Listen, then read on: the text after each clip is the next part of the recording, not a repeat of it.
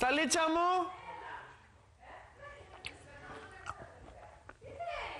Έλα εδώ λίγο. Σταλίτσα, δεν μπορώ.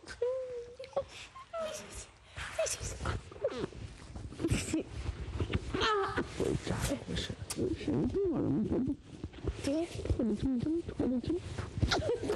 Το Μπομπ μου. Ποιος είναι ο Μπομπ? Εσύ είσαι ο Μπομπ Μάστερ. Είμαι μπαστός καθόλου. Μου είπε ότι κουβιάζομαι πάρα πολύ στο παγκάκι. Και τι σου έλεγε? Αν πειράζω πολύ στο παγκάκι και τελικά τι κάνουμε. Και του λέω τις γάστρες. Δεν βρεις όμορφο εδώ, είσαι και άλλη γάστα. Σήμερα σου έχω το πάω. Όχι. Τι? Σε κατέβασα ρε. Δεν το έχω με. Τι? Δεν σου έχω πει να πάω. Όχι. Σε αγαπάω. Και σε αγαπάω και σε λατρεύω. Έτσι. Είσαι το κορίτσι μου. Έτσι. Εσύ παιδί μου. Έτσι. Το ξέρεις αυτά. Ναι, στο ξέρει. Καμιά έτσι το ξέρει. Ναι. Αλλά η Μόνικα μας πάει τι ζηλεύει. Εγώ είμαι στο δωμάτιο.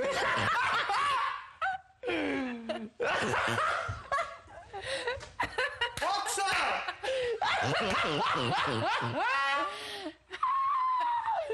Πάμε ένα replay έξω. Ζηλεύεις. Όχι. Τότε. Του λέω δεν είναι καμία σημασία σε κανέναν στην αρχηγία. Όχι ρε, τι Και λέω πάλι.